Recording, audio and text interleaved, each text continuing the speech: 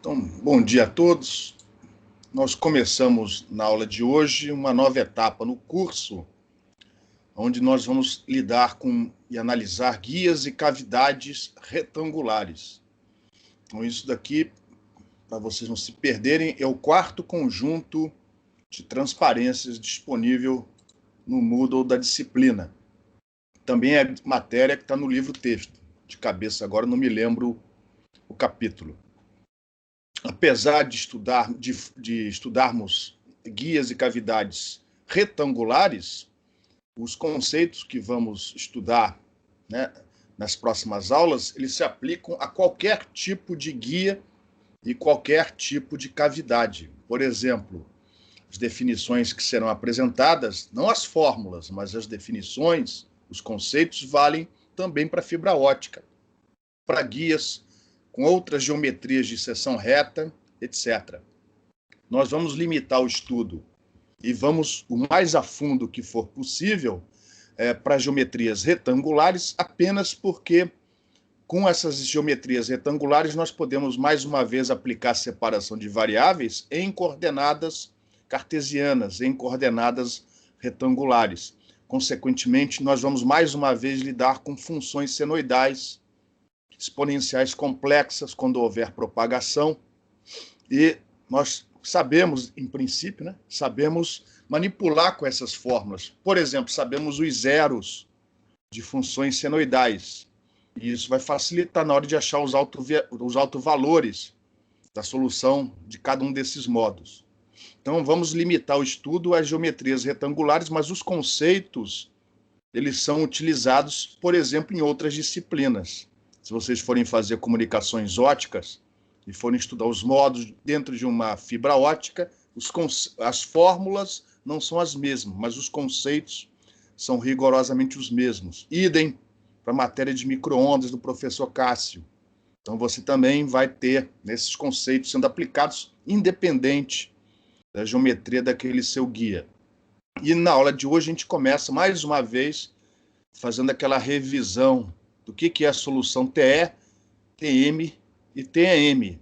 É a mesma revisão que a gente já tinha, o mesmo conceito que a gente já tinha estudado antes, no início de linhas de transmissão. E na hora de resolver o problema usando separação de variáveis, é a mesma matéria, a mesma linha de raciocínio já utilizado no início do capítulo de ondas planas. Então a aula de hoje é basicamente uma revisão do que a gente viu em aulas passadas. A novidade vai ser na hora de resolver a equação de onda sujeita às condições de contorno impostas pelas 4 paredes do guia retangular. Nós vamos começar com o guia retangular, e aí são mais ou menos umas 5 aulas para o guia retangular, e aí depois a gente vai pegar esse guia retangular, colocar mais 2 paredes e fechar esse guia, como se fosse uma caixa de sapato. E com isso teremos a cavidade retangular e vamos em 2 ou 3 aulas estudar as principais características dessa cavidade. Nos 2 casos, sempre levando em consideração perdas. Então a análise começa assumindo tudo ideal, dielétrico ideal, condutor elétrico perfeito, e aos poucos vamos introduzindo as perdas nessas estruturas. Então, antes de começar com a teoria, eu tenho aqui algumas figuras mostrando a utilização de guias de onda em sistemas de comunicação e também em radares. Lógico que o exemplo típico de guias utilizados em comunicação é a fibra ótica, tá? Mas aqui eu quis colocar figuras mostrando o guia retangular. Então, por exemplo, esses radares que nós temos em aeroportos, né? Isso aqui é uma antena refletora, isso aqui é o refletor, mais ou menos, né? Uma porção de um paraboloide, quase que um cilindro parabólico. E aí você tem no foco desse refletor, por exemplo, uma outra anteninha, que a gente chama de alimentador. No caso aqui são cornetinhas, e por sua vez essas cornetas, elas recebem e levam a informação através dessas estruturas aqui, ó. No caso ela está fazendo uma curva. Isso aqui é um guia retangular, com seção reta retangular. Aqui nessa figura maior dá para ver melhor. Isso aqui é um guia retangular, só que fazendo curva. Nós não vamos, no curso, nós não vamos estudar os efeitos dessa curvatura. A gente vai assumir o guia ideal, infinito. Mas o fato de você ter aqui um guia retangular operando provavelmente com um modo TE fundamental, permite que essa estrutura, no seu interior, não tenha outro condutor, como era necessário na solução TEM de linhas de transmissão. Então, como você não precisa de um segundo condutor, você também não precisa de um dielétrico para isolar um condutor do outro. Então, geralmente, essas estruturas são preenchidas com ar. Ou seja, não tem dielétrico lá dentro. Idealmente, seria o vácuo. Como não tem dielétrico, as perdas no interior, exceto aquelas perdas no condutor, são desprezíveis. Você não tem dielétrico, consequentemente, você pode operar com potências mais altas. É uma estrutura que permite você trabalhar com potências mais elevadas. Agora, tem as suas desvantagens, né? A gente vai estudar isso nas próximas aulas. Vocês não vão encontrar estruturas como essa daqui o tempo todo. Já o cabo coaxial, o par trançado, vocês encontram o tempo todo. Transmissão de TV a cabo, internet, por aí vai. Então, essa estrutura permite você a trabalhar com potências mais elevadas, mas, em compensação, tem as suas desvantagens. Então, a gente vai tentar estudar, ao longo do curso, as principais características de uma estrutura como essa. Que, no caso, como eu sou um cara de antenas, eu gosto de mostrar exemplos envolvendo antenas. Então, nós temos aqui mais aplicações de guias. No caso, não é um guia retangular, são guias circulares, mas são as estruturas que levam e trazem informação até uma corneta, e essa corneta colocada no plano focal de um sistema refletor. Isso aqui é para uma aplicação em radioastronomia. Então, nesse caso, a gente não usa linhas de transmissão, a gente usa guias de onda. No livro texto, o livro do Cheng, a matéria está no capítulo 10 do livro do Cheng, tá?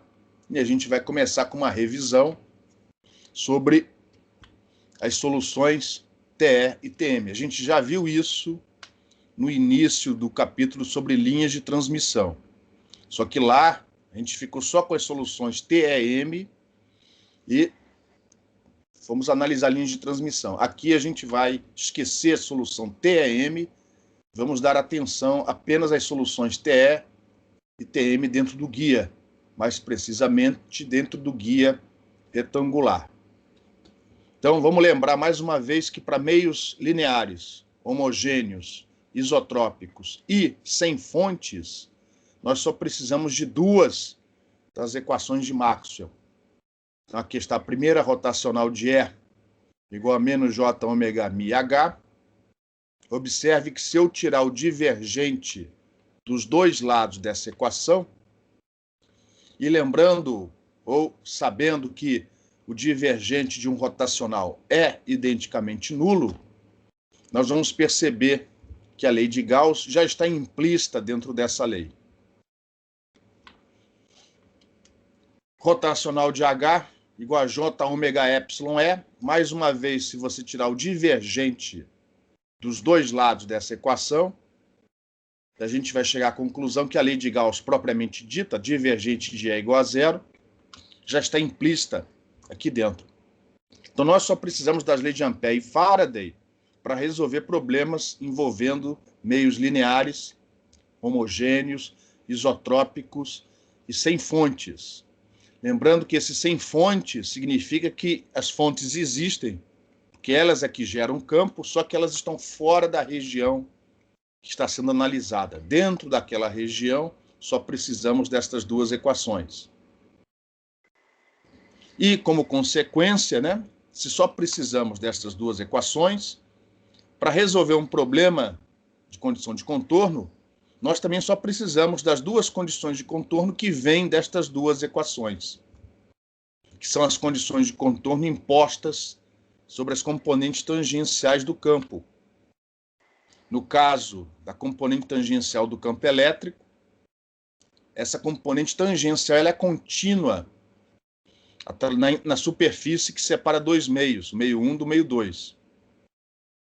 Caso particular, quando o meio 1 for um condutor elétrico perfeito. Aí, nesse caso, a condição de contorno torna-se uma condição particular, a componente tangencial do campo sobre a superfície nula. Ora, se do outro lado é 0, então esse N vetorial é 2 sobre a superfície de um condutor elétrico perfeito é nula. E, no caso do campo magnético, a componente tangencial do campo magnético é contínua, exceto se houver uma distribuição superficial de corrente elétrica naquela superfície. Caso particular, mais uma vez, é quando o meio 1 é um condutor elétrico perfeito, dentro dele o campo é 0, e aí nós vamos ter uma densidade de corrente elétrica superficial, né, induzida, que é igual a N vetorial H2. H2 é o campo na superfície desse condutor.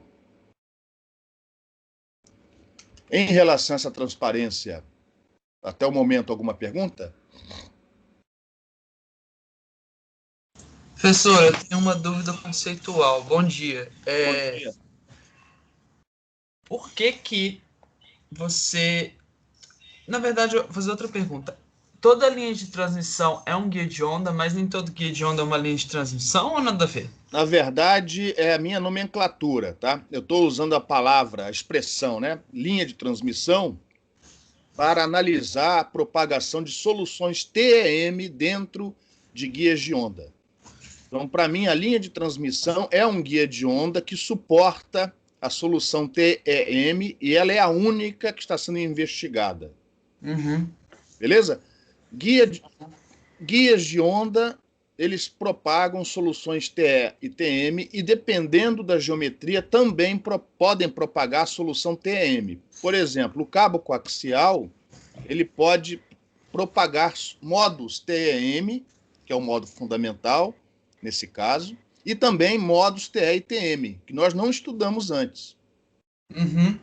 Então, toda a linha de transmissão é um guia de onda. Nem todo guia de onda é uma linha de transmissão na minha notação. Tá, tudo bem. Eu estou usando a expressão linha de transmissão para estudar aqueles guias quando eles estiverem, e se puderem, né, propagar a solução TEM. Então, eu faço essa distinção entre linha de transmissão, aquele que está propagando o modo TM, e guia de onda, quando eles estiverem operando com os modos TE e TM. Esses guias retangulares, é impossível que eles tem soluções TM, ou não? Se ele for oco, se não houver por dentro dele um outro condutor, um fio, eles não podem propagar a solução TM. Para você ter solução TM, precisa ter pelo menos 2 condutores eletricamente isolados, como é o caso da linha bifilar, do cabo coaxial. A linha bifilar, o cabo coaxial, podem suportar, né, a solução TEM e também soluções TE e TM, que nós não estudamos. Tá bom. Beleza. Agora, o guia retangular, a fibra ótica, o guia circular, quando eles não tiverem um segundo condutor no interior deles, eles não podem propagar a solução TEM que a gente estudou antes. Tranquilo. É só porque tem algumas outras literaturas que, para mim, eles usavam como sinônimo. Mas nesse caso aqui, você pode dizer que é diferente. Eu estou separando. Okay. Nem todo mundo faz desse jeito. É só para distinguir. Guia de onda, para mim, é quando propaga as soluções TE e TM. Linha de transmissão é quando propaga a solução TEM. Por exemplo, em transmissão de energia, geralmente a gente não fala guia, né? A gente fala linha de transmissão.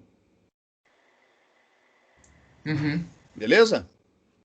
Beleza, entendi. Mais alguma pergunta? Então, isso daqui, ó, reparem que é uma revisão. Vamos prosseguir. O que a gente vai fazer agora, já antecipando que as estruturas que vamos estudar vão permitir a utilização da separação de variáveis em coordenadas retangulares, nós vamos expandir estas duas equações vetoriais nas suas componentes cartesianas. Então, a lei de Faraday e a lei de Ampère, elas vão ser reescritas dessa maneira. Ó.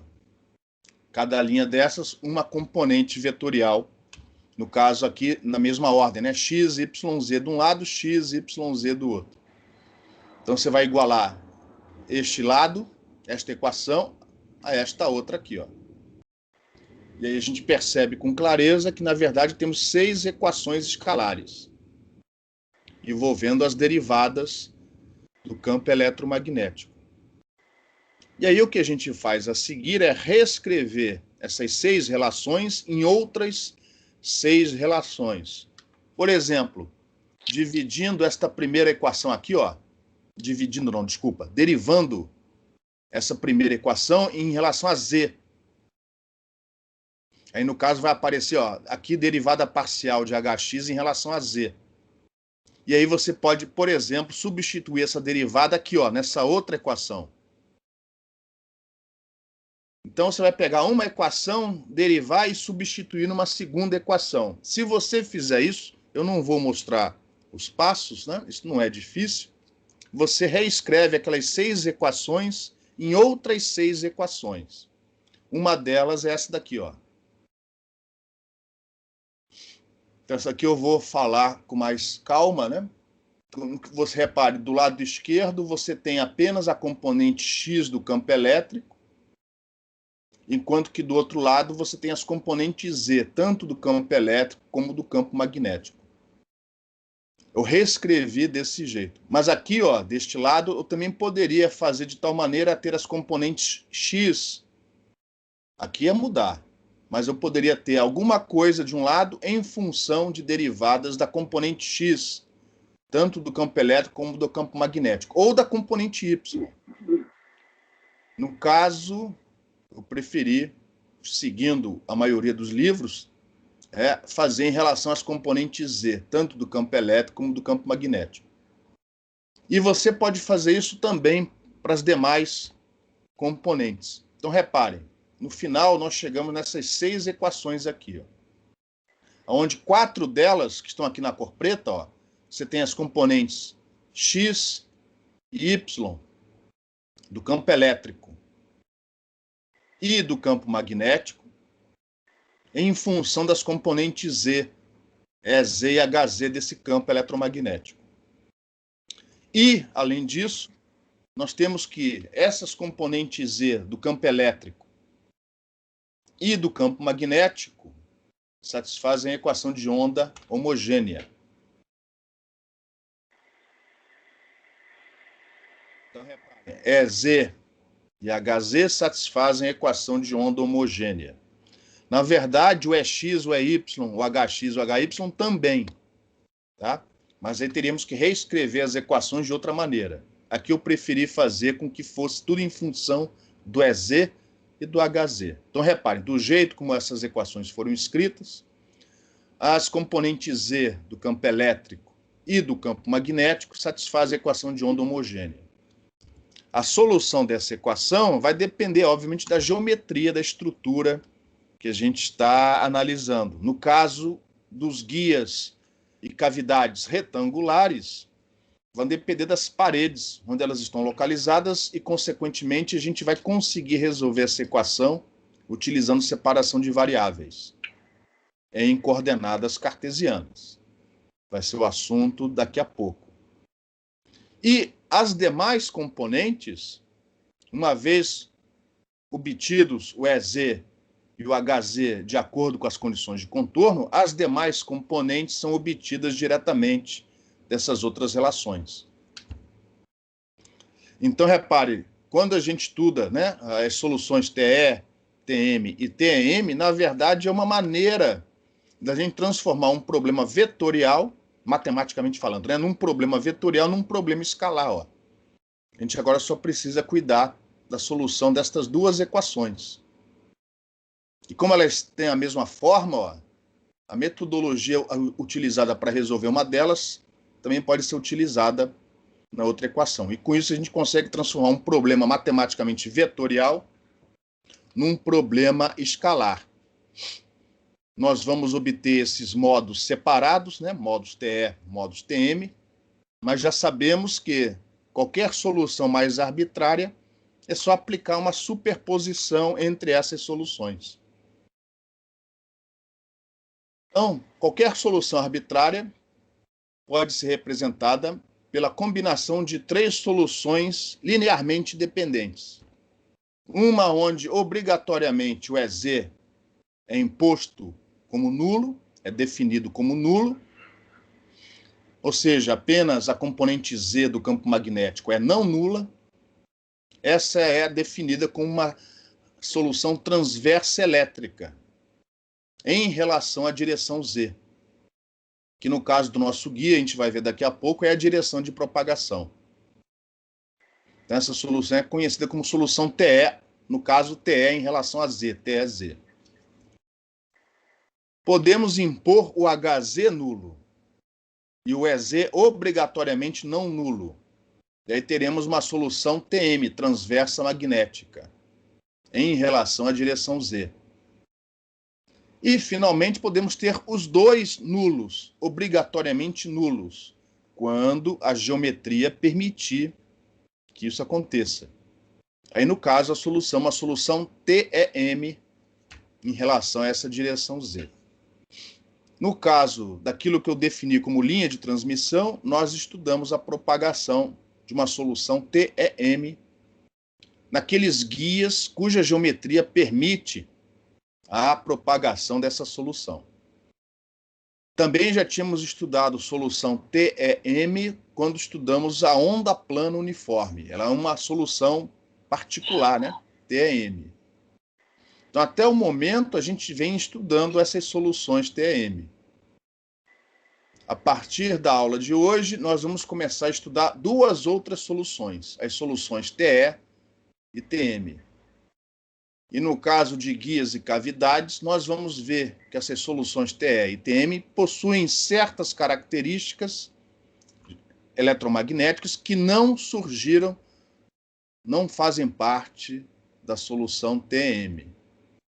Uma dessas características, talvez a mais marcante, é uma frequência de corte, coisa que não existe para a solução TM.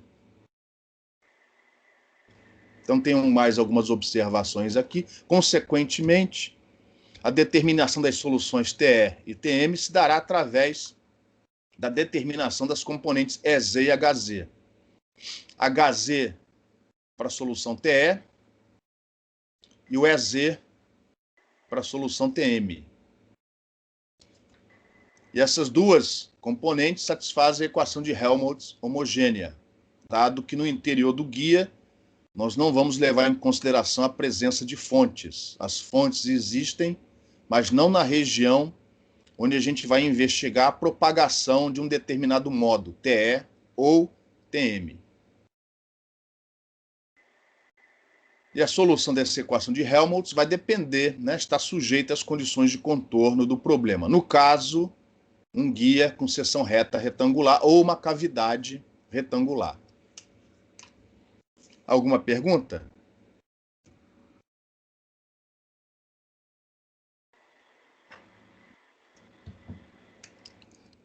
Então, revisão. Isso aqui também já foi visto antes, no início do capítulo de ondas planas. A gente vai aplicar a solução da equação de onda. Vamos resolver a equação de onda homogênea em coordenadas cartesianas, já que o guia e a cavidade são retangulares, usando separação de variáveis. Então, antes de mais nada, como é que eu sei que eu posso usar a técnica da separação de variáveis antes de começar a resolver um problema? Eu estou falando mais rápido porque isso daqui, em princípio, é uma revisão, né? Alguém se lembra do que é a técnica da separação de variáveis?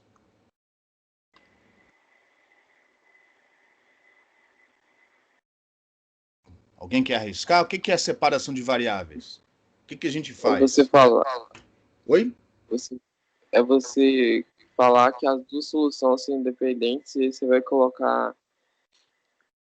uma solução que é a multiplicação das duas.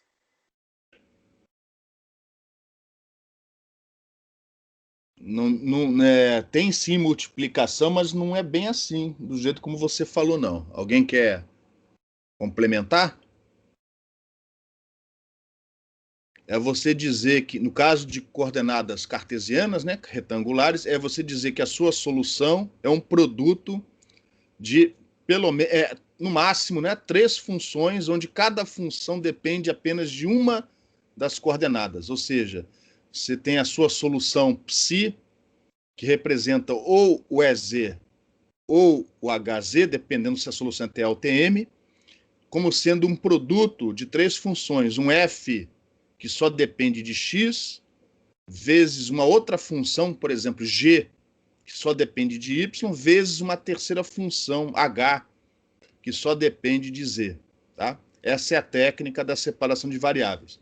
Ela não é aplicada apenas em coordenadas cartesianas, ela pode ser empregada em qualquer sistema de coordenadas ortogonal. Mas para isso, o que precisa acontecer? Para eu ter certeza que a solução que eu procuro tem essa característica, o que precisa acontecer? Que as condições de contorno estejam em superfícies aonde uma dessas coordenadas é constante, enquanto que as outras variam livremente. Então, por exemplo, no caso do guia retangular, nós vamos colocar as paredes de tal maneira que elas encontram-se em planos onde ou o x ou o y é constante. Se isso acontecer, eu posso utilizar a separação de variáveis em coordenadas cartesianas. No caso do cabo coaxial, ou do guia coaxial, eu posso aplicar separação de variáveis, mas em coordenadas cilíndricas. No caso do guia coaxial, eu vou ter 2 superfícies. Uma com ρ igual a A, outra com ρ igual a B. São os 2 cilindros que limitam, né, o domínio do guia coaxial. E aí, nesse caso, eu não posso usar coordenadas cartesianas. Eu vou ter que resolver o problema em coordenadas cilíndricas. Por exemplo, eu posso ter uma cavidade esférica, uma esfera oca, né, cuja parede é um condutor elétrico perfeito. Então, eu não tenho apenas cavidades retangulares, eu posso ter uma cavidade cilíndrica, eu posso ter uma cavidade esférica. No caso da cavidade esférica, eu posso aplicar a separação de variáveis, mas não em coordenada cartesiana, não em coordenada cilíndrica, mas sim em coordenada esférica. Então, só que quando eu resolvo a equação de onda nesses outros sistemas de coordenadas, aparecem funções especiais, funções de Bessel, funções associadas de Legendre e por aí vai. No caso das estruturas onde a gente aplica a separação de variáveis em coordenadas cartesianas, vão aparecer funções senoidais ou a exponencial complexa. E aí, matematicamente, é menos complicado. Então, a gente vai ficar apenas com essas estruturas retangulares. Alguma pergunta?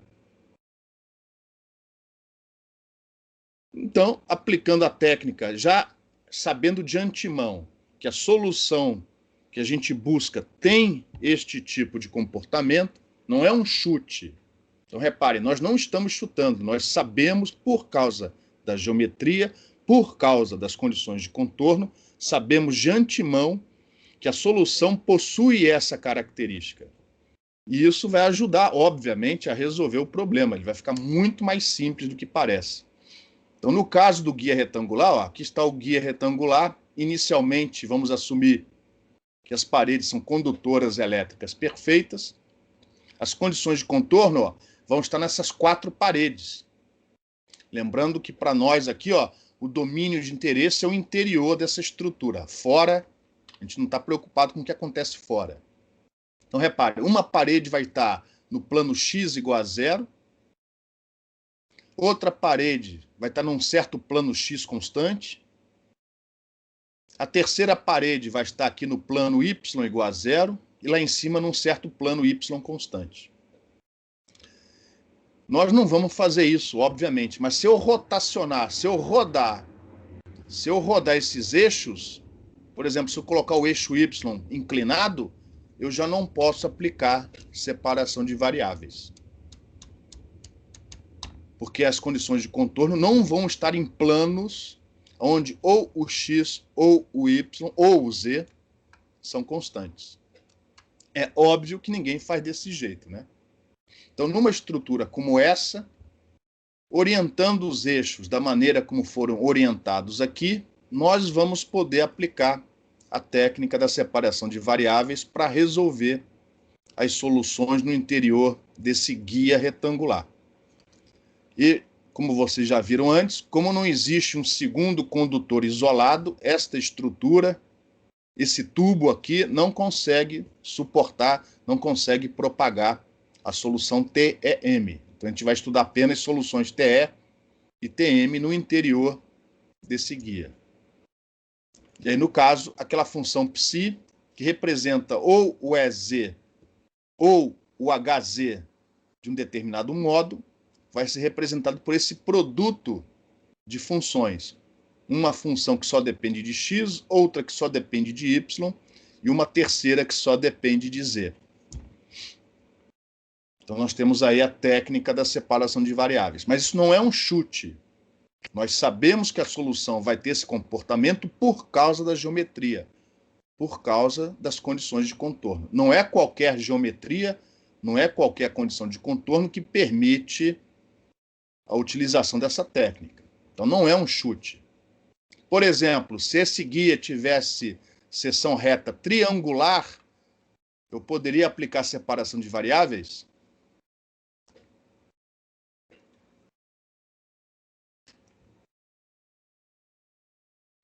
Acho que não, porque seria difícil descrever com as coordenadas cartesianas.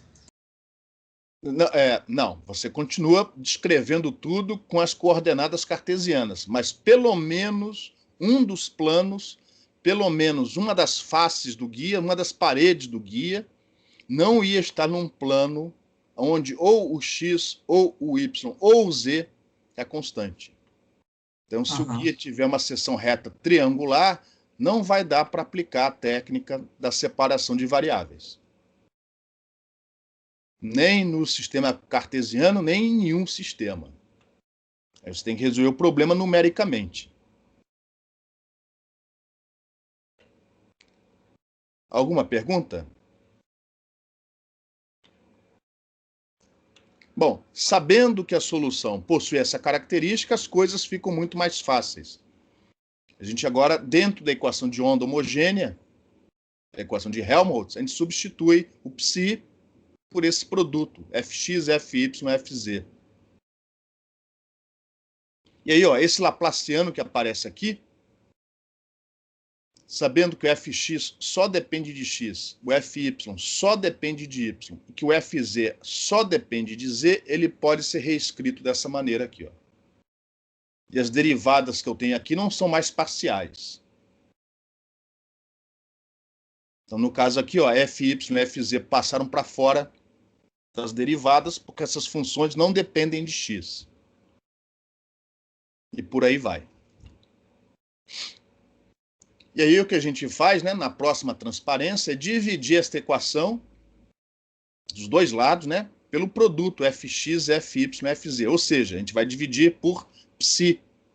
Já que eu não procuro solução trivial, então eu não preciso me preocupar com divisão por zero. Então, dividindo dos dois lados da equação por psi, eu chego nisso daqui, ó.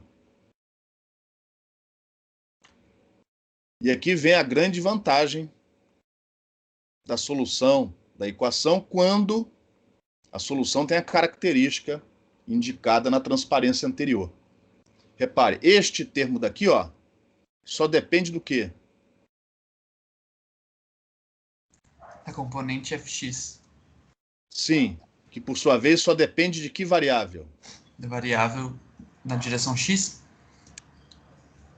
Pronto, a variável x, a coordenada x. E essa segunda parcela aqui? Y e depois z. E a soma disso Oi? Não, é porque eu acho que eu me confundi. No caso, isso é tudo escalar, não tem direção aqui não, é só a componente x mesmo, né? Não Isso, necessariamente na direção x, né?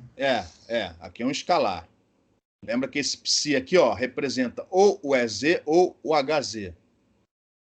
Lógico que existe a direção, ela está implícita. Isso aqui é a variação da posição na direção x. Então não tá o que você falou não está totalmente errado. Porque às vezes a gente fala uma coisa, mas pensa outra, né? Isso aqui é a variação da posição na direção x, também chamada de coordenada x, y e z. E repara, para qualquer ponto dentro do interior, dentro do interior, no interior do guia, qualquer que seja o triplo x, y, z, esta soma tem que ser uma Constante? constante.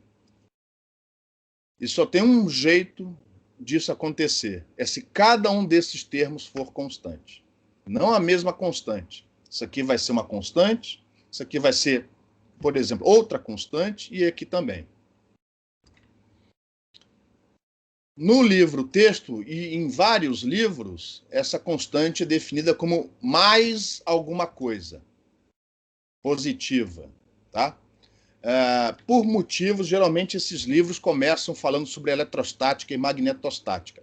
No caso de eletrodinâmica, até onde eu sei, a melhor maneira de definir essa constante é negativa, por motivos que vão ficar claros daqui a pouco. Aliás, já ficaram claros antes, né?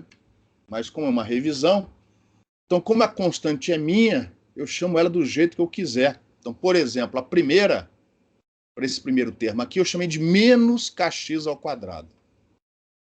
Menos kx ao quadrado.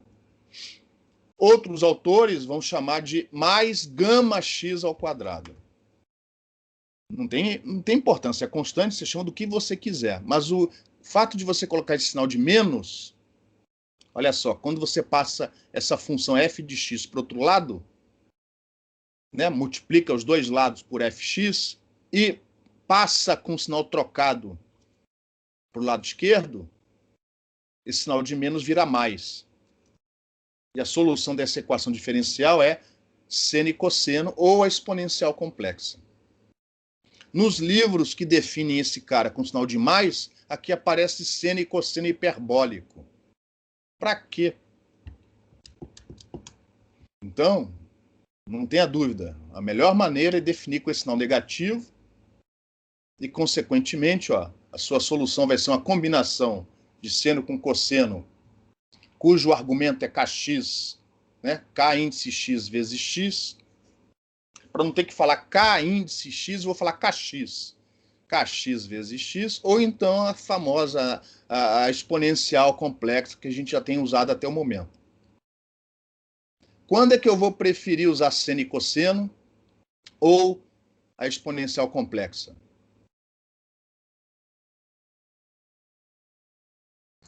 É domínio do tempo, domínio da frequência? Não.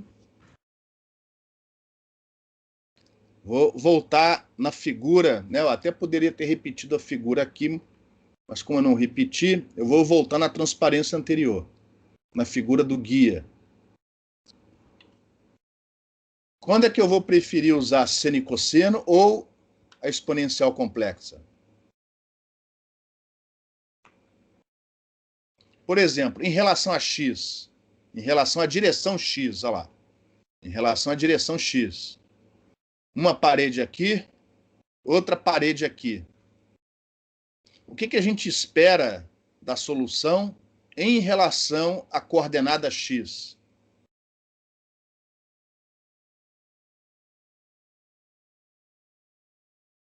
A gente espera uma solução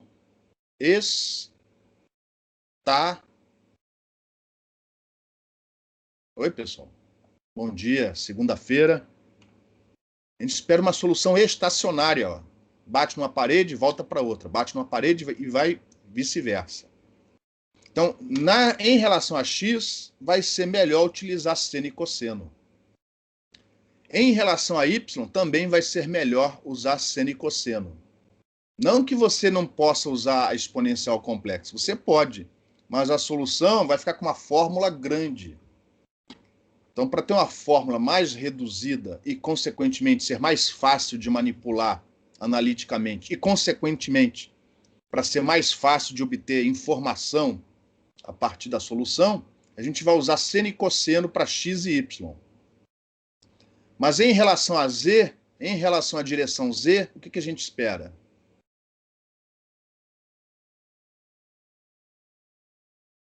Como não tem terminação, não é estacionária, né? Então, exatamente. Enquanto a gente não fizer que nem na linha de transmissão, a gente pôs uma carga de um lado, um gerador do outro.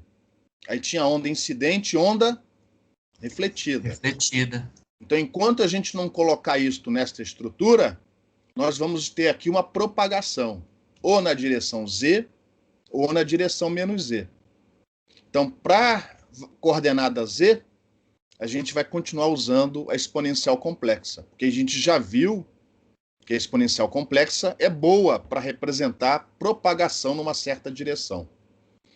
Então, no caso do guia retangular, a prática nos mostra que para as variações em x e y, vai ser mais interessante utilizar seno e cosseno. Não que você não possa usar isso. Você sabe melhor do que eu que essa exponencial complexa é dada por uma combinação de seno e cosseno. Então, a informação que eu tenho aqui é a mesma que tem aqui.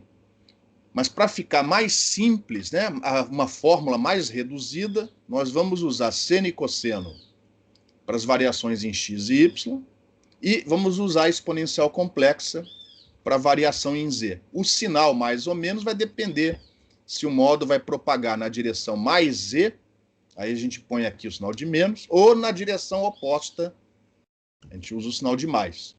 Como vocês já viram, por exemplo, na linha de transmissão. Então, para a variação em x, nós temos essa solução. Para a variação em y, você vai trocar o kx por ky. E para a variação em z, por causa da geometria adotada, a gente vai usar a exponencial complexa. E essas constantes, esses valores de kx, ky e kz, não são arbitrários. Eles dependem, obviamente, das condições de contorno, da posição das paredes, mas também dependem dessa equação aqui, ó, dessa relação, que é a equação da separação de variáveis, no caso de guias, também chamada de equação característica. Então, o kz não pode ter qualquer valor. O kz vai ter que ser tal que esta igualdade é satisfeita. E no caso aqui, o K é aquele mesmo de sempre, viu, pessoal? Enquanto a gente não colocar perda no condutor, o K volta a ser ômega raiz de μ. Mi e epsilon, características do meio, eu vou chamar de dielétrico, né? Do meio dielétrico do interior do guia. Caso particular é quando o guia estiver cheio de vácuo, ou seja, não tem meio nenhum. Aí vai ser μ0, ε0. E o dielétrico pode, desde que seja linear, homogêneo e isotrópico, ele pode ter perdas, e essas perdas representadas aqui, ó, pelo epsilon complexo.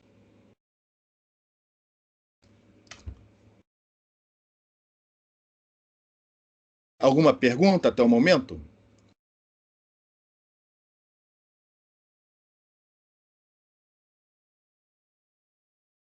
Professor, Oi. se esse guia de onda só é composto por um condutor e o vácuo no centro, então tudo que tem dentro da equação do K vai ser relativo ao condutor, ou não? Não, ao vácuo. Esse μ epsilon aqui é do meio onde a onda está propagando. É no interior do guia. E a gente Lembra vai que a equação de onda representa o comportamento do campo dentro, né? Dentro do guia, onde ele está propagando. Não é só na parede. É no interior do guia. Sujeita às condições de contorno impostas pelas paredes. Mas é no interior do guia. Então, esse μ e esse epsilon não são da parede, não são do condutor. Por enquanto, é do interior do guia. Daquele meio que você tem no interior do guia. Beleza? Beleza, porque eu fiquei confuso por causa do C. Mas aqui, Não, C é o complexo. A gente está usando a mesma notação desde o início do curso. Esse C, Aham. quando for condutor, eu não uso C justamente para não confundir. Lembra da linha de transmissão? Eu uso M de metal, justamente para não Sim, não, confundir com esse C de complexo. Ah, eu entendi. Não, é porque eu fiquei confuso, porque você disse que no centro tem que ser um dielétrico, certo ou errado? isso. Linear, homogêneo, isotrópico. Mas Mas pode vai ser o ter vácuo. caso, mas vai ter caso que a gente vai ter, tipo, condutividade nesse dielétrico? Aí é o que a gente vai fazer para não confundir, né, com a condutividade das paredes. A gente não vai representar este meio como. Pode ter condutividade, sim. Você pode ter um meio no interior condutivo. Tá? E aí você vai ter o meio condutivo das paredes e o meio condutivo no interior. Mas aí tem que ser um meio condutivo, linear, homogêneo, isotrópico. Mas aqui, para não haver confusão, a gente vai chamar esse meio no interior de dielétrico, e esse epsilon complexo vai ser aquele epsilon linha menos j epsilon duas linhas. Nós vamos representar, se houver, Tá. né, perdas nesse meio, através de uma tangente de perdas, através do epsilon linha e do epsilon duas linhas, só para não confundir com a condutividade das paredes. Mas Tudo bem. poderia sim ser um meio condutivo colocado no interior desse guia. Ok, tudo bem. Não vai ter o sigma, então, né? Que depende de ômega. Até Ou pode. poderia ter, mas para não confundir, a gente vai sempre usar para o interior do guia, havendo perdas nesse meio, a gente vai usar tangente de perdas, ou seja, a gente vai Beleza. representar o epsilon complexo como sendo epsilon linha menos j epsilon duas linhas. O Beleza, sigma a entendi. gente vai reservar só para as paredes, quando a gente mais tarde colocar as perdas nessas paredes. Beleza, professor, entendido. Ficou claro? Sim. Tá. Então, deixa eu voltar lá para aquele ponto. Não se esqueçam dessa equação. Essa equação agora vai ser mais importante do que antes, por motivos que vão ficar claros quando a gente resolver, né, esses modos TA e TM no interior desse guia. Então, essa equação é chamada equação característica. Ela vai nos dar, a gente vai ver daqui a pouco, ou na próxima aula, as características de propagação dessas soluções TE e TM no interior desse guia. Então, estão aqui mais fotos, né? Figuras envolvendo guias retangulares, né? Então é só para deixar claro que isso é usado na prática, né? Não é apenas um mero exercício acadêmico. E aqui na geometria, nós vamos adotar as dimensões A e B. Geralmente são as dimensões e as letras, né, usadas na maior parte dos livros texto. E, por enquanto, vamos assumir que essas paredes, essas 4 paredes do guia, são todas perfeitas, condutoras elétricas perfeitas. E, consequentemente, μ e epsilon, no caso epsilon complexo, se houver perdas, são características do meio que você tem dentro desse guia. Não existe essa necessidade, mas geralmente, sendo uma dimensão maior do que a outra, essa dimensão maior, geralmente nos livros, está associada à direção X. E a letra usada para representar essa dimensão é a letra A. Enquanto que na direção Y, geralmente está associada à menor dimensão e a letra reservada para ela é a letra B. Mas, embora não esteja mostrado aqui nenhum exemplo nessas figuras, existem guias retangulares cuja seção reta é quadrada, ou seja, o A é igual a B. Isso existe. Tá? Não são muito comuns. Os mais comuns são os guias onde o A é maior que o B. E, geralmente, o A é da ordem, por motivos que vão ficar claros mais adiante, o A é mais ou menos o dobro do B. Mas não é obrigado, tá? Então, a gente vai aqui adotar a seguinte notação, que é geralmente o que é feito. A dimensão A, ao longo da direção X, é maior do que a dimensão B. Se não for, é só você rodar, né, a tua caixa de sapato. Por enquanto não é caixa de sapato, não. Você roda o seu cano de tal maneira que a dimensão A esteja associada ao eixo X e a dimensão B menor esteja associada ao eixo Y. Antes de prosseguirmos, alguma pergunta? A geometria ficou clara? Então, reparem, nós vamos ter 4 paredes. Uma, essa daqui, ó, no plano x igual a 0. Uma segunda parede no plano x igual a A. Outra parede no plano y igual a 0. E, finalmente, a última no plano y igual a B. Então, reparem, todas as 4 condições de contorno em regiões, no caso, em planos, onde ou o x ou o y é constante. Então, eu posso aplicar separação de variáveis em coordenadas cartesianas. Alguns autores colocam o eixo Z exatamente no meio do guia. De tal maneira que, por exemplo, as paredes em X, uma está em menos A sobre 2, a outra está em mais A sobre 2. Enfim, no final você vai resolver o problema fácil, sem nenhuma complicação, mas o argumento daquelas senoides fica diferente. Então, a expressão, né, o meio, o sistema de coordenadas que deixa a solução mais simples possível é esse que está indicado aqui na figura. Então, a gente vai manter essa notação, que, se não me engano, é a mesma do livro-texto, é a mesma na maioria dos livros. Mas pode ser que um dia você encontre algum livro onde o eixo Z é colocado exatamente no centro do guia. Tá? Não está errado, mas não há necessidade para isso. Então, a gente vai utilizar o sistema de coordenadas como está representado na figura e obter as soluções de acordo com essas coordenadas. E aí, mais algumas observações.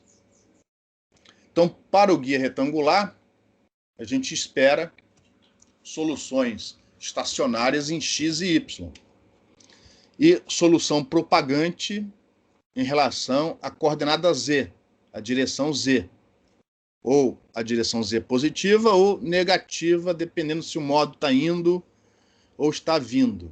Então, independente do modo ser TE ou TM, nós vamos utilizar, para as variações em x e y, combinações de seno e cosseno.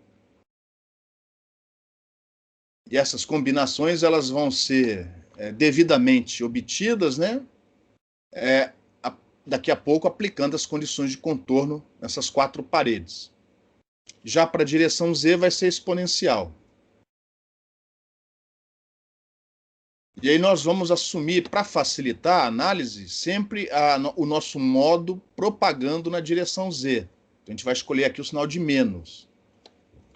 Se amanhã você precisar do campo, né, do modo propagando no sentido oposto, é só trocar o sinal do KZ. Você pega o sinal de KZ, do K índice Z, nas expressões que vamos obter e muda o sinal dele. Automaticamente, as expressões vão valer para a solução propagando no sentido oposto. Então, o nosso potencial psi, que representa ou o EZ de uma solução TM ou o HZ de uma solução TE, vai ser dado por essa representação aqui.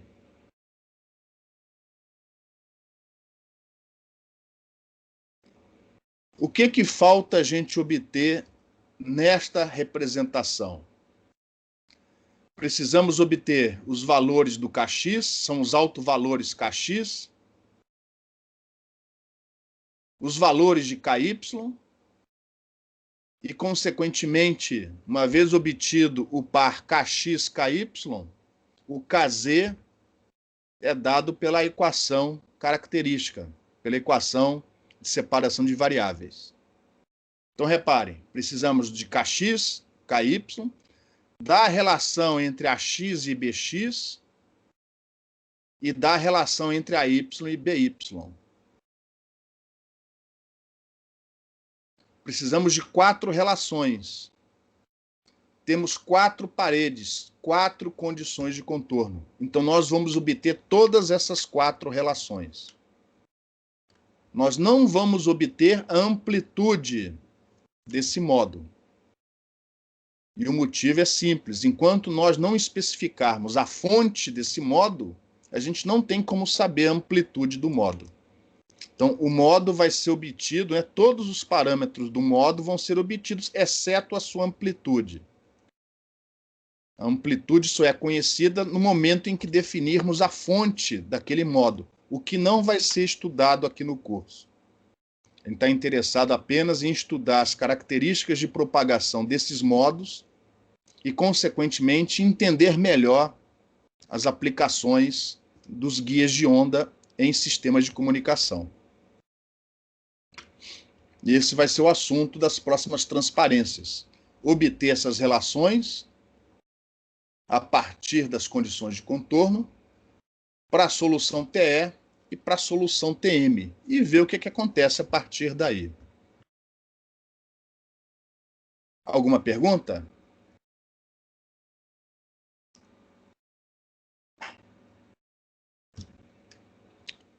Vamos lá. Lembrando sempre, ó, kx ao quadrado mais ky ao quadrado mais kz ao quadrado é igual a ômega ao quadrado mi epsilon. Mi e epsilon do dielétrico, do meio que eu tiver no meio aqui, ó, desse guia. Então, só para deixar claro, uma vez obtido o par kx-ky por um certo modo, o kz sai dessa relação. Então, o kz não é arbitrário. Ele vai depender da frequência, das características elétricas do meio, no interior do guia, e dos valores, né, desses autovalores kx e ky. Cada par kx e ky diferente vão ter um kz diferente.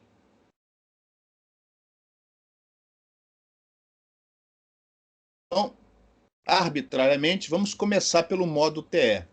Tá? Então, no caso do modo TE, por definição, o EZ é nulo. E, consequentemente, aquela combinação de funções representa o HZ na solução TE. E vamos assumir, para não ficar com muito sinal mais, menos, vamos assumir propagação na direção Z positiva. Isso é importante, porque, por exemplo, vai ter derivada em relação a Z. Então, toda vez que aparecer derivada em relação a Z, você vai ter que um menos JK índice Z. Se fosse o mais, ia ser mais JK índice Z. Então, para não ficar carregando esse mais menos o tempo todo, a gente vai assumir apenas propagação na direção Z. Se você, por algum motivo, precisar também da solução propagando no sentido oposto, basta inverter o sinal do KZ nas expressões que vamos obter daqui para frente.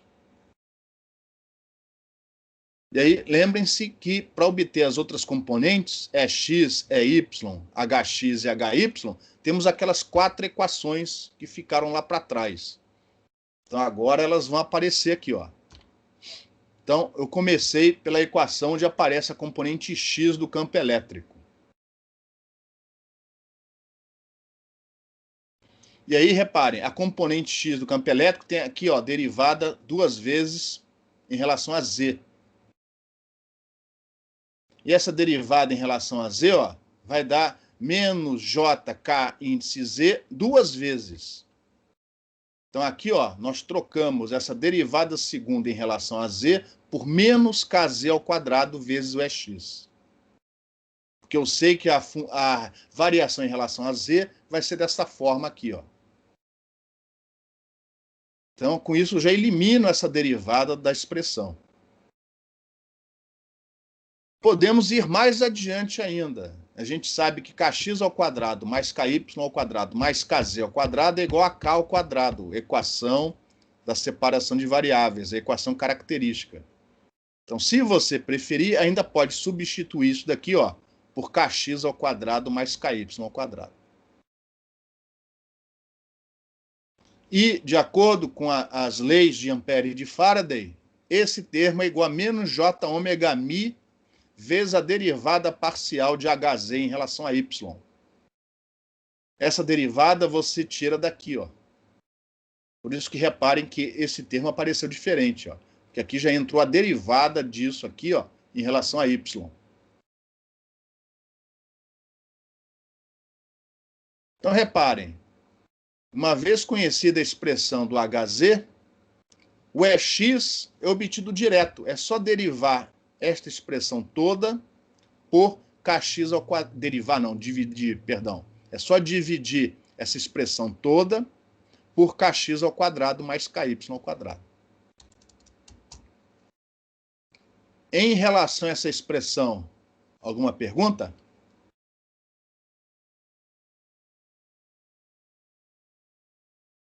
Então, observem, uma vez obtidos EZ e HZ, o EX está determinado. Idem para o EY.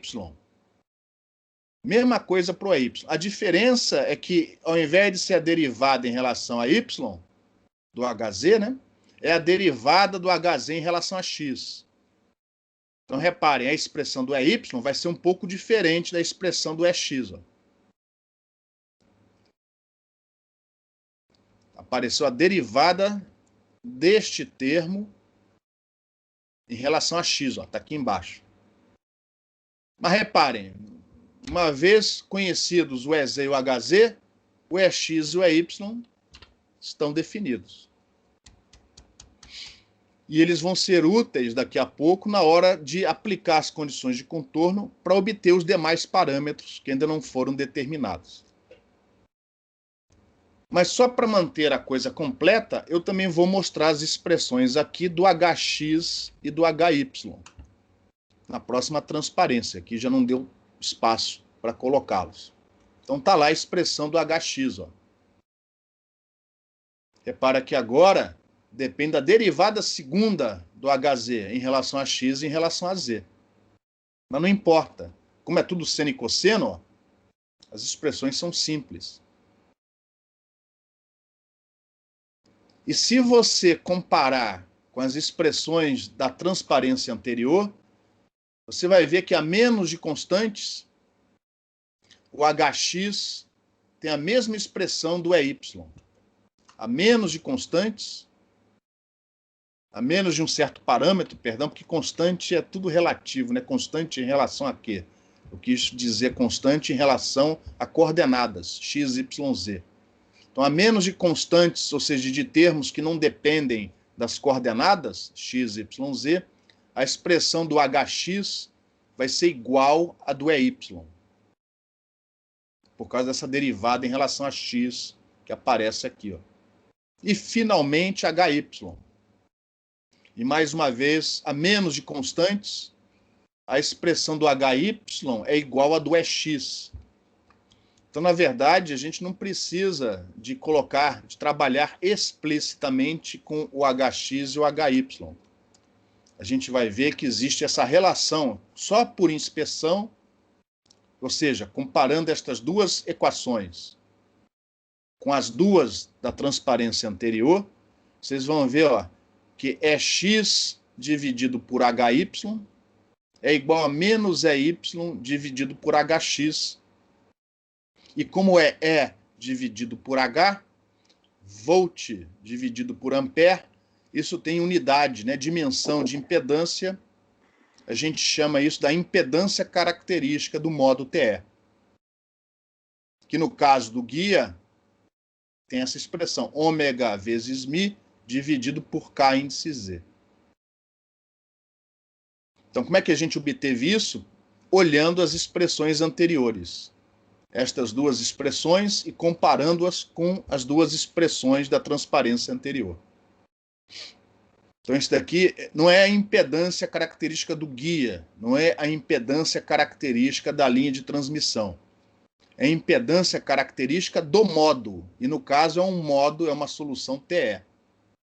Ômega vezes μ dividido por K índice Z.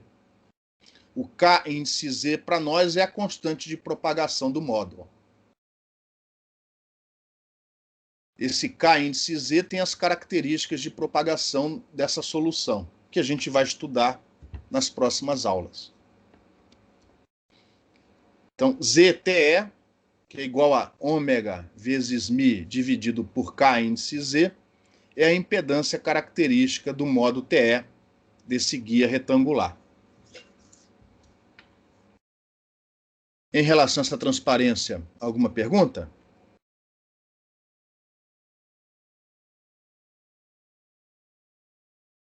Então, para concluir a determinação dessas soluções TE, ficou faltando o mais importante, né? Achar os valores de Kx e Ky e as relações entre AX, BX e AY, BY. Essas vão ser obtidas agora na próxima transparência, através das condições de contorno e das expressões do campo.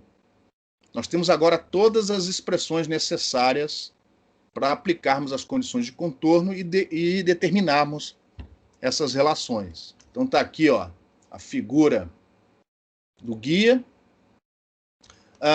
as fórmulas que me dão o EX, o EY, e uma vez conhecidos EX e EY, através da impedância característica, eu tenho o HX, então não vou repetir a expressão aqui, né? E o HY. E agora eu estou pronto para aplicar as condições de contorno. São 4 condições de contorno, né? São 4 paredes. Vamos começar uma a uma. E se eu não estou enganado, a gente vai começar com essa parede aqui, arbitrariamente. Eu vou começar em x igual a 0. Ó. Essa parede aqui.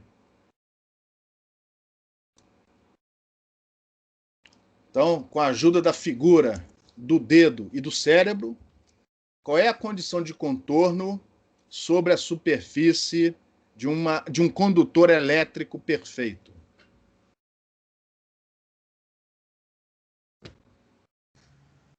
O componente tangencial do campo elétrico tem que ser igual dos dois lados. Exatamente, perfeito. A componente tangencial do campo elétrico tem que ser contínua ou igual dos dois lados. Só que um lado é o quê? Dentro do condutor e fora do condutor. Perfeito. E dentro do condutor, sendo ele perfeito, quanto vale o campo? 0. Logo, Fora tem que ser 0. Pronto. Então, no caso de um condutor elétrico perfeito, sobre a superfície desse condutor, a componente tangencial do campo elétrico tem que ser 0. O seu raciocínio foi perfeito, né? Ele abrangeu todos os casos e chegou no particular. Exatamente. Componente tangencial contínua e, consequentemente, como um dos meios é um condutor elétrico perfeito, do outro lado, para ser contínuo, a componente tangencial tem que ser nula. Tá? O raciocínio perfeito.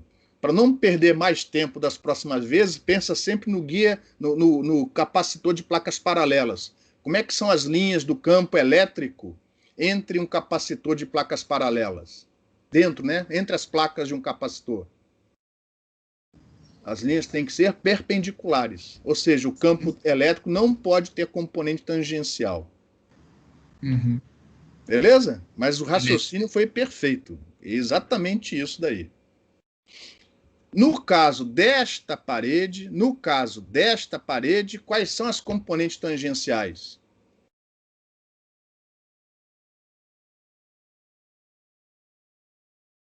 São aquelas que não são normais.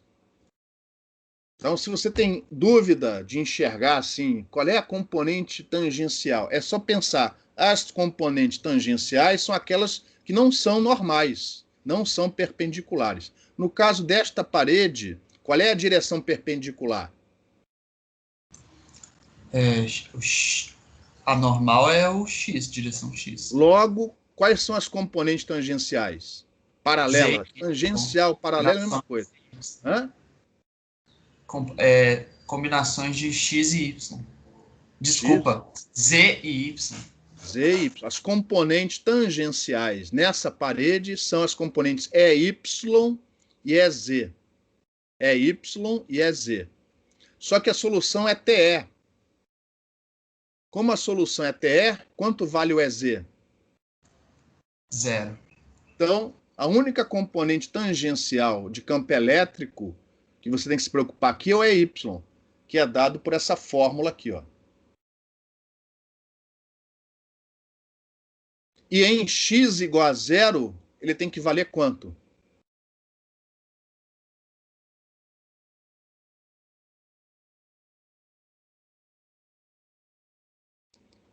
Quanto tem que valer EY quando x for igual a 0?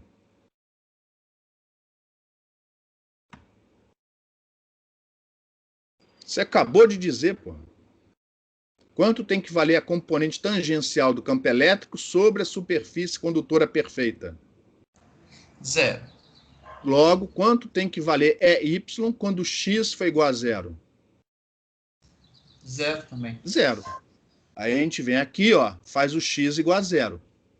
Quanto dá seno de 0? 0. Beleza. Então, aqui, por enquanto, tudo bem. Aí a gente vem para esse segundo termo. Quanto vale cosseno de 0? 1. 1. Puxa, mas esse bicho tem que dar 0. Logo, Bx é 0. pronto. Isso é mais fácil que roubar doce de criança, pô. Então, ó, a condição de contorno na parede em x igual a 0 diz pra gente que Bx tem que ser 0. Que assim, ó, vai ficar só o termo seno de kx vezes x, e toda vez que o x é igual a 0, ou seja, sobre toda a parede, o EY vai ser igual a 0, independente das outras coordenadas. É por isso que a gente pode aplicar a técnica da separação de variáveis. Em relação a essa condição de contorno, alguma pergunta?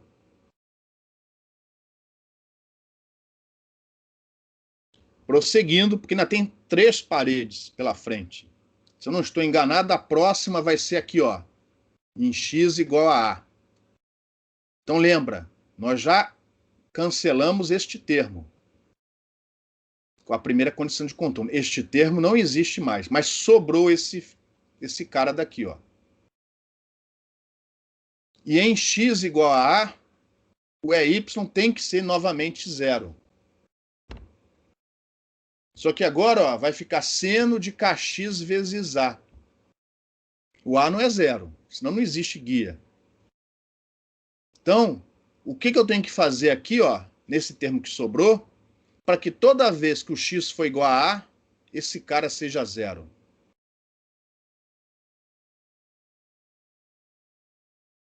Se você falar assim, ah, faz o AX igual a 0, aí é solução trivial. Aí não tem campo. Então, AX igual a 0 não é solução para a gente, porque o BX já é 0.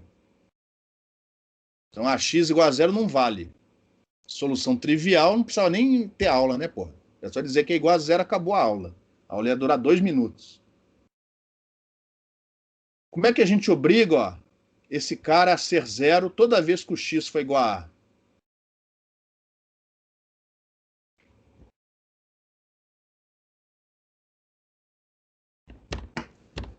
Você mexe no kx. Exatamente. Essa segunda condição de contorno me dá os valores de kx, dos autovalores kx. E qual é a equação que vai me dar esses autovalores? Como é que eu obrigo esse seno a ser 0? Kx vezes x tem que ser igual a múltiplos de π. No caso, não é para qualquer valor de x, é para um valor específico de x. X igual a A. Então não é kx vezes x, Então, é kx. kxa. Isso. Múltiplo de π. Por que múltiplo de π? Porque os senos de múltiplos de π é 0. Alguém discorda?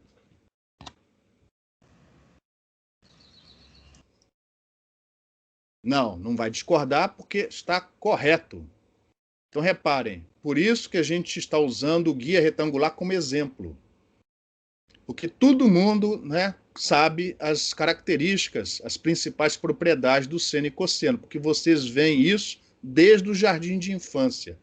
Seno ao quadrado mais cosseno ao quadrado igual a 1, teorema de Pitágoras, cateto, oposto, cateto adjacente. Então, vocês já sabem de cabeça.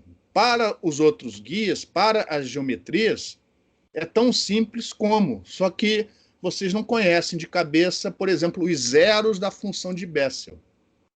Apesar de estar tudo já em livro, programado no MATLAB, mas ninguém sabe de cabeça os zeros da função de Bessel.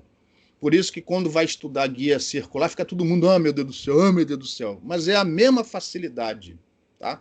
Então, se alguém for fazer a matéria lá do professor André, comunicações óticas, fibra ótica, a estrutura é cilíndrica. Então, aparecem outras funções além do seno e do cosseno. Mas a ideia é rigorosamente a mesma. Aqui, como é o guia retangular, é tudo seno e cosseno, então vocês sabem de cabeça. O kx vezes A tem que ser um múltiplo de π, porque desta maneira eu atendo as duas condições de contorno. Esse bicho, esse AY, é zero nesta parede e nesta parede. Agora, nada impede que ele tenha outros nulos no interior. Esse múltiplo é inteiro. O M pode ser 0, pode ser 1, pode ser 2, pode ser 3, desde que não me dê solução trivial. Então, você, antes de mais nada, tem que investigar se M igual a 0 vai te dar solução trivial. Aí você fala assim, caramba, olha só, o BX é 0. Se esse cara for 0, não tem Y. Mas repara, mas sobra o EX. Então, a solução não é trivial. Sobra um EX.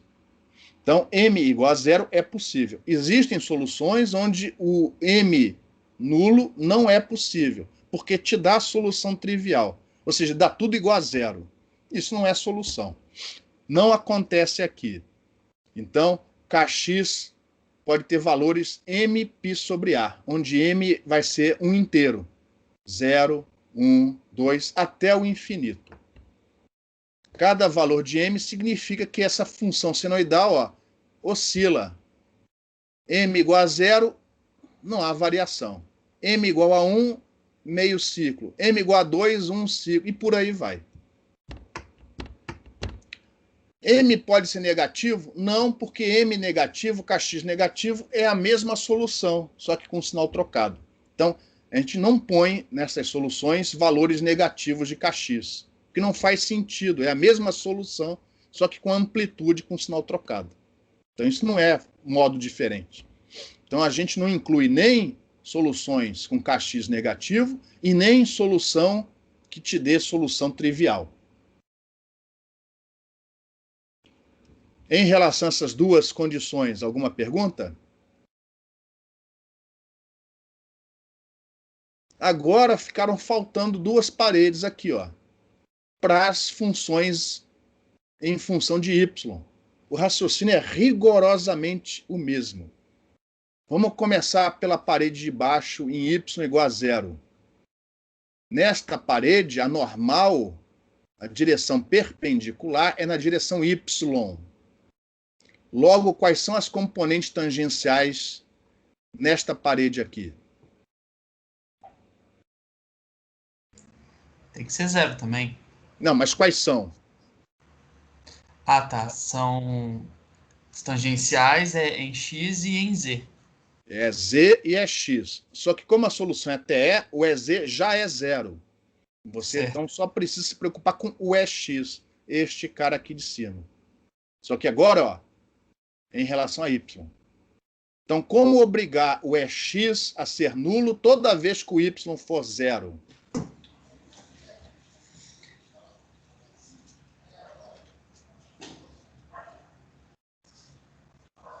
Quando o Y for 0, quanto vai valer o seno de 0?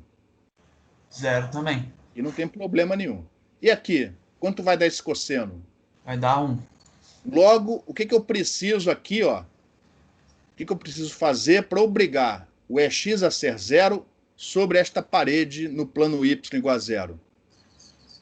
BY também vai ser zero? Exatamente. Então, além do BX ser nulo, o BY também vai ser nulo. Mas aí sobra a última parede. Sobra este termo aqui, ó. Este termo, quando y é igual a b, tem que dar zero. Logo,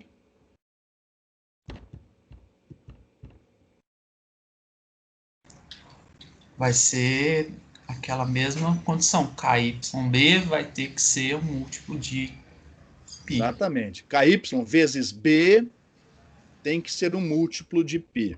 Então, ao invés de A, temos um B, ao invés de KX, temos um KY, e ao invés da letra M, vamos usar a letra N, para não confundir uma com a outra. E aí está o seu modo TE definido a menos de uma amplitude, que só vai ser definida no momento em que você definir as fontes que geram aquele modo, fora do escopo deste curso. Antes de terminar a transparência, uma observação. Repare, o BY já é zero, né? O BX também. BX e BY são zero. Então vai ficar, ó, no EX, cosseno de KX vezes X, seno de KY vezes Y. E no EY vai ficar seno de KX vezes X, cosseno de KY vezes Y. Repare que se KX e KY forem ambos nulos, eu tenho solução trivial. Então, o KX pode ser zero. O KY pode ser zero. Mas eles não podem ser simultaneamente nulos. Então, KX 0, KY 0, esse par 0, 0 é retirado das soluções. Só um deles pode ser zero. Ou nenhum deles nulo, né? Ambos nulos não pode. Logo, observe, essa estrutura não suporta a solução TEM. Porque se o KX fosse zero e o KY fosse zero, significaria que o KZ é o próprio K, solução TEM. Este guia não suporta a solução TEM. Então, um deles pode ser zero, mas não os dois simultaneamente. Alguma pergunta?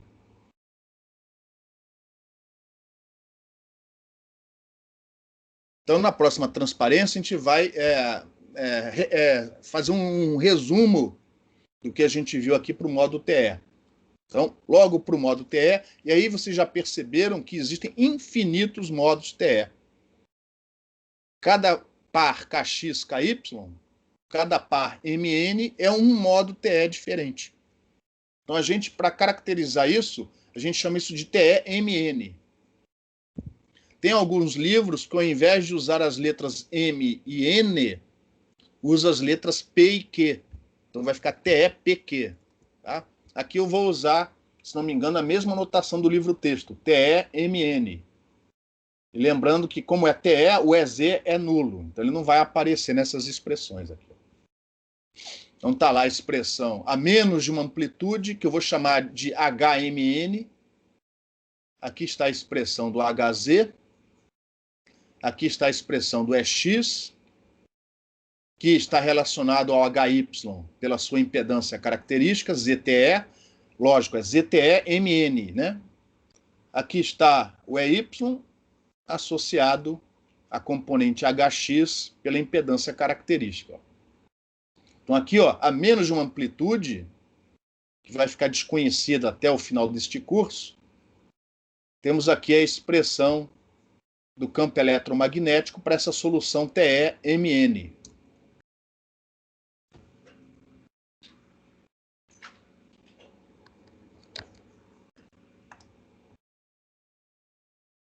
E da equação característica, da equação de separação de variáveis, aqui está o KZ em função do K ao quadrado, do KX ao quadrado e do KY ao quadrado. Para o guia retangular, a expressão do KZ é dada por essa raiz quadrada. Esta é a constante de propagação, diferente da constante de propagação da solução TEM. Para a solução TEM, a constante de propagação é K. Ou seja, é isso daqui com Kx e Ky nulos. O Kz ia ser o próprio K. Para a solução TE, não acontece isso. Ó. O Kz não é K. É dado por essa expressão aqui. Lembrando que esses termos aqui, ó, a soma kx ao quadrado mais ky ao quadrado nunca vai ser nula. Um dos termos pode ser zero, mas não os dois simultaneamente.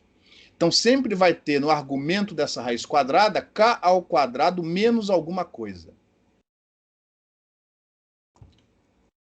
Por enquanto, alguma pergunta? Olha que interessante. Então, este termo entre parênteses nunca vai ser zero para a solução TE. Nunca. E aí, vamos começar a analisar isso daqui, ó, para uma frequência ômega pequena, bem pequititinha. Imagina um ômega bem pequeno, quase igual a zero. O que vai acontecer no argumento dessa raiz quadrada?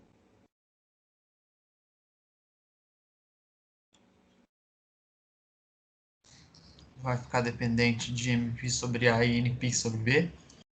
Sim, é verdade.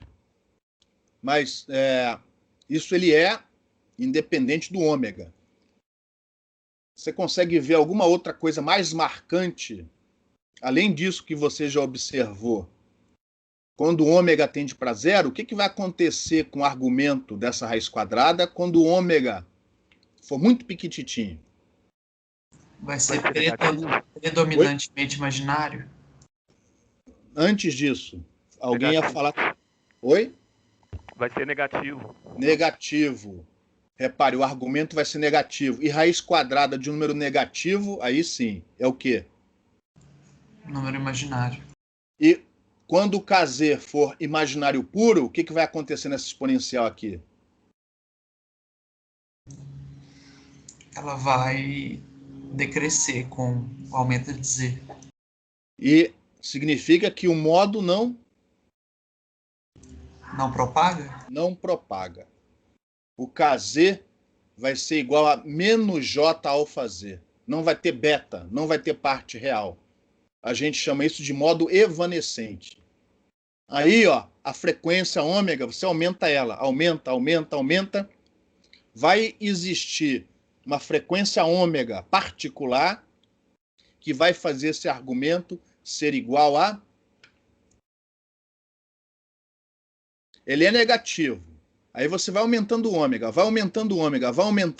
até que eventualmente esse argumento fica... Igual? Igual a quê? A parte positiva. Tá, consequentemente o argumento é igual a zero. E a partir desta frequência, o argumento vira positivo.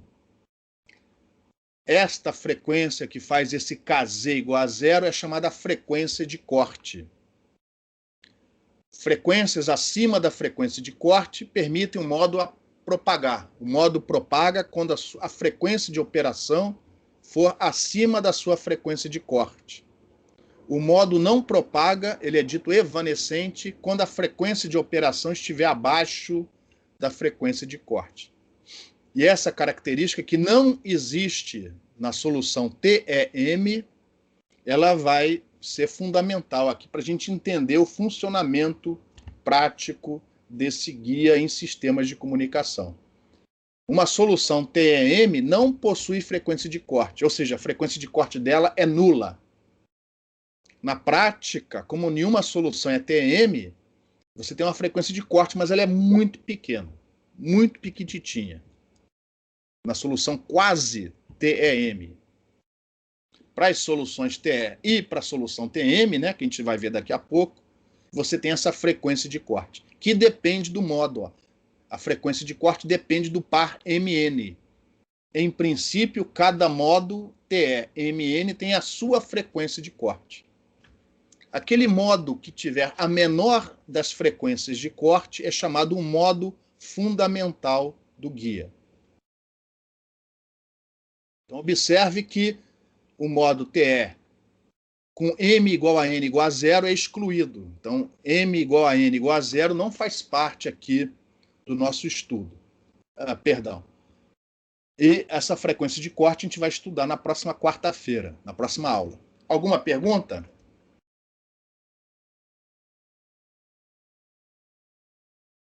Então, eu vou aproveitar o embalo e ver também a solução TM.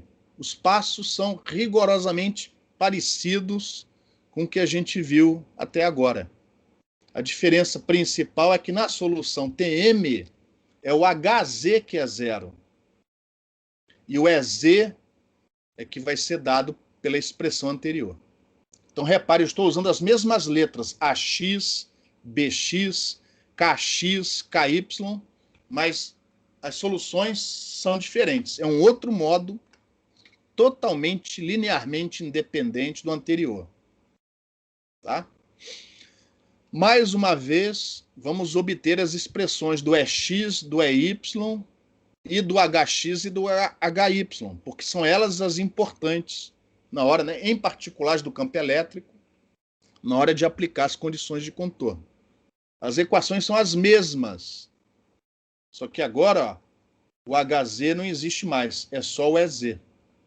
Então, no caso do EX, eu preciso pegar a expressão do EZ e derivá-la duas vezes em relação a X e Z. Então, vai me dar isso daqui. Para o EY, eu tenho que derivar o EZ duas vezes em relação a Y e Z. Vai me dar isso daqui. Para o HX, eu preciso, além de multiplicar por J ômega epsilon, eu tenho que derivar o EZ em relação a Y. Vai me dar isso daqui. A menos de constantes, você vai ver que o HX tem a mesma expressão do EY. E, finalmente, o HY. E se você comparar esta equação com as da transparência anterior, você vai ver que a menos de constantes, o HY tem a mesma expressão do EX. Então, mais uma vez, temos aí uma impedância característica para esse modo TM, que não é igual a do modo TE. Por inspeção, você vai ver que as relações entre EX e HY, que é a mesma entre menos EY e HX, antes era ômega mi dividido por KZ, agora é KZ dividido por ômega epsilon. É diferente. A impedância característica do modo TM não é igual à impedância característica do modo TE, mas continua tendo dimensão de ohms, volt sobre ampere. E, mais uma vez, isso permite que a gente investigue o campo em termos do campo elétrico. O campo magnético vem a reboque, né? Dado por essa relação aqui. O ZTM é a impedância característica do modo TM. Essa impedância característica dos modos TE e TM permitem também que, com certos cuidados, que a gente estude o guia através de uma notação circuitual parecido com o que a gente fez antes com a linha de transmissão. Nós não vamos fazer isso aqui no curso, tá? Nós não vamos investigar desta maneira. Então, por exemplo, neste guia, nós não vamos pôr um gerador de um lado, uma carga do outro e perguntar qual é a potência que é transferida de um lado para o outro. A gente fez isso com a linha de transmissão. Aqui a gente não vai fazer isso. Aqui a gente quer entender como esses modos se propagam dentro do guia, em particular o efeito dessa frequência de corte, na expectativa de entender melhor o funcionamento de um guia. E agora falta obter, como antes, né, as expressões para o KX, KY e as relações entre AX, BX, AY e BY. É o que a gente vai ver nas próximas duas transparências antes de terminar a aula. Alguma pergunta por enquanto?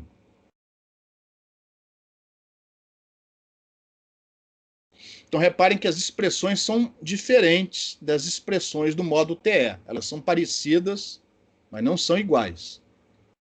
A geometria é a mesma. Então, está lá, mais uma vez, é a mesma figura, só que agora, reparem, as expressões não são iguaizinhas como era antes. Então, os resultados vão dar um pouquinho diferentes. Vamos começar nessa parede em x igual a 0. Quais são as componentes tangenciais nessa parede em x igual a 0?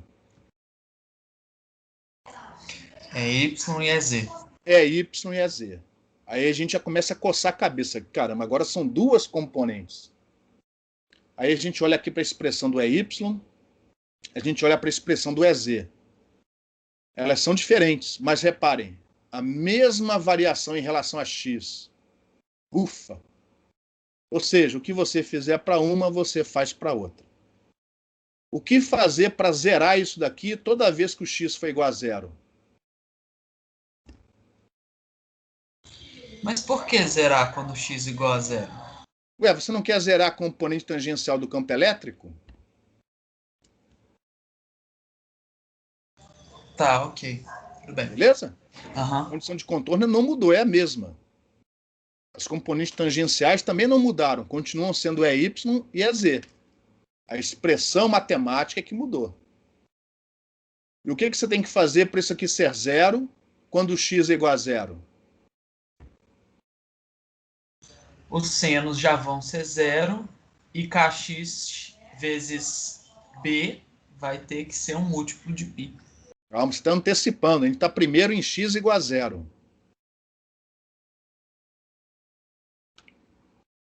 Quanto vale seno de 0? 0. Pronto, aqui está tranquilo. E aqui, ó? Quanto vale o cosseno de 0? Vai dar 1. Logo, o que você precisa fazer para o EY e o EZ serem nulos quando o x for igual a 0? A x tem que ser 0. Isso. Então, repare, antes, no outro modo, o BX é que teve que ser 0. Aqui é o AX que tem que ser 0. Sobrou este cara. Sobrou este cara. E isso tem que ser 0 de novo lá na outra parede, em x igual a A. Agora entra aquilo que você falou. Para isso aqui ser 0 quando x é igual a A, o que tem que acontecer? Aí vai ter que ser um múltiplo de π. Também. Eu vou usar a mesma letra M, tá? Mesma letra M que eu usei antes. Só que aqui, ó, repare, se o M for igual a 0, eu tenho solução trivial. Se o Kx for nulo, dado que o Ax é 0, se o Kx for nulo, tudo isso daqui dá 0. Então, na solução TM, o Kx não pode ser 0 de jeito nenhum. Kx igual a 0 é solução trivial. Isso não pode se levar em consideração, não faz sentido levar em consideração. Então, o Kx só pode ser 0 para modos TE. Para modos TM, não pode ser 0. E se você usar raciocínio parecido, você vai ver que o AY tem que ser 0 e o KY múltiplo, mais uma vez, múltiplo de π sobre B, mas pelos mesmos motivos ele não pode ser 0 de jeito nenhum. Então, Kx ou Ky pode ser 0 só para o modo TE. Para o modo TM, nenhum deles pode ser 0. Soluções com m igual a 0 ou n igual a 0 são excluídas, porque te dão solução trivial. E, finalmente, aqui estão as expressões para a solução TM-MN.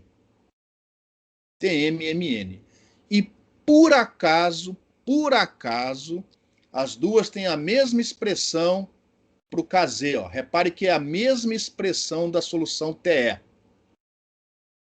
A diferença é que, para a solução TE, o M ou o N pode ser nulo. Para a solução TM, nenhum deles vai ser nulo. Mas, pelo menos, como a expressão é a mesma, nós vamos poder investigar as propriedades da constante de propagação de maneira generalizada, de maneira única, para os dois tipos de modos, para os modos TE e para os modos TM. Tá? Então, isso é uma vantagem. A gente não vai precisar estudar o Kz para um modo e para o outro. A gente vai estudar o Kz, ó, ou seja, as características de propagação desses modos de maneira única, porque a expressão matemática é a mesma. Então, TE pode ter M ou N nulo. TM, nenhum deles pode ser nulo. E a partir da próxima aula, vamos investigar mais a fundo esta igualdade aqui, ó. Esta expressão, porque ela tem dentro dela uma característica importantíssima para essas soluções. Característica que não aparece na solução TEM, que é a frequência de corte. Essa frequência de corte tem as suas vantagens e as suas desvantagens, como a gente vai ver a partir da próxima aula. Alguma pergunta? Professor, por que agora... Ah, Ah, não, desculpa. Não, eu enxerguei E0 ali. É C também, né? É YC. eu não entendi o que você enxergou ou não enxergou. O que você tá Continua falando? sendo YC? Isso, continua sendo o epsilon do meio dielétrico, Ah, né? então tá No bom. interior do guia. Não. Se esse meio tiver perdas, esse epsilon vai ser complexo. Ou seja, essa expressão vale para dielétricos com ou sem perdas, tá? Desde que seja linear, homogêneo, isotrópico. Sempre, por enquanto, assumindo todas as 4 paredes condutoras perfeitas, tá? Quando houver perdas no metal, isso vai ter que ser tratado de uma maneira parecida com o que a gente viu na linha de transmissão. Isso só vai servir para bons condutores, que é o caso prático, né? Mas aqui o epsilon pode ser complexo, sim. Essa fórmula daqui, ó, pode ter epsilon complexo se o meio no interior do guia for dissipativo. A fórmula é a mesma. Beleza. Mais alguma pergunta?